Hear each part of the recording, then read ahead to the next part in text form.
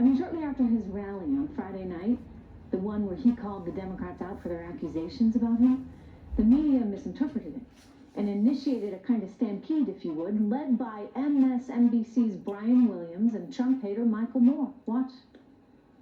Talk about the danger of the president calling this a hoax. I was in your green room just a little bit ago when I watched that for the first time. I heard him say that. And I have to say, it really sent a chill down my spine. Which is more dangerous, a virus or a president who says that? And sure enough, the liberal media and the Democrats, they pick up on the cue. But don't tell that to Chuck Todd, right? Who's tried to invert this entire thing, pretending as though Brian Williams and Micheal Moore didn't say what they said on his own darn network. I will tell you, there's been a lot of irresponsible rhetoric among Democrats and commentators. Who is this? On the left. Name some names, sir. Well, because this is just, it just feels like gaslighting. Please name some names. We're all big. Well, we're all big people here. Name some names. Well, you know what? I got some names for you, Chuck. In fact, not only do I have names, I'm actually going to play some sound for you. Watch.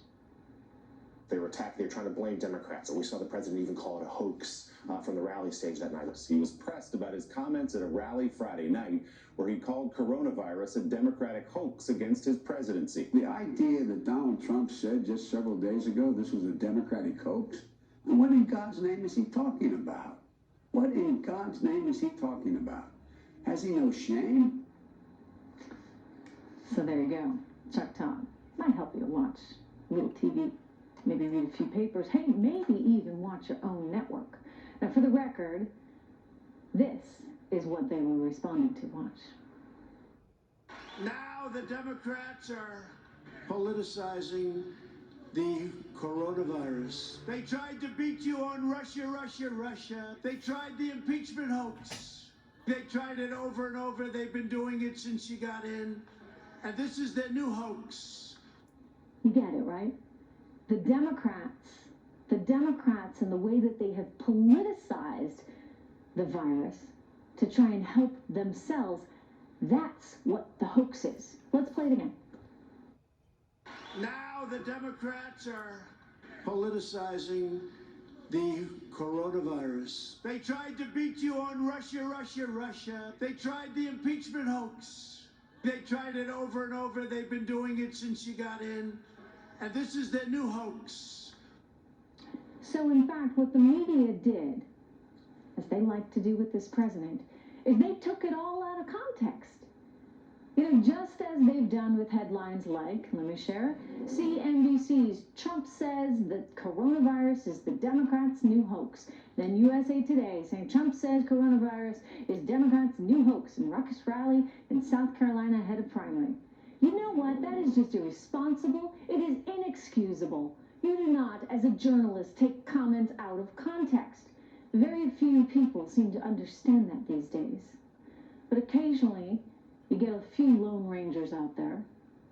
Very few, but the occasional few. Let me share with you, credit where credit is due, Scott Pelley here on 60 Minutes, calling out Mike Bloomberg. I find it incomprehensible that the president would do something as inane as calling it a hoax, which he did last night in South Carolina. He said that the Democrats making so much of it is a Democratic hoax, not that the virus was a hoax. Pelley's right. You know, meanwhile, does the media just feel no sense of responsibility whatsoever? CNN has treated this story like their missing plane saga. Remember that, with wall-to-wall constant coverage. At least with the plane, they weren't actually scaring anyone. But this? Coronavirus, high threat infected. Infected out there, undetected. Concerns, game changer, pandemic, point of no return. This is what you call fear-mongering. There needs to be a level of appropriateness here. There needs to be responsibility in the media, yeah. This is a virus that we must be extraordinarily careful of. We need to be realistic, however. Shutting down flights from Iran and from China, that's realistic. Delta and American Airlines suspending travel to Milan for a month, realistic, smart. We also need to keep things in perspective. Case in point, remember swine flu, also known as H1N1?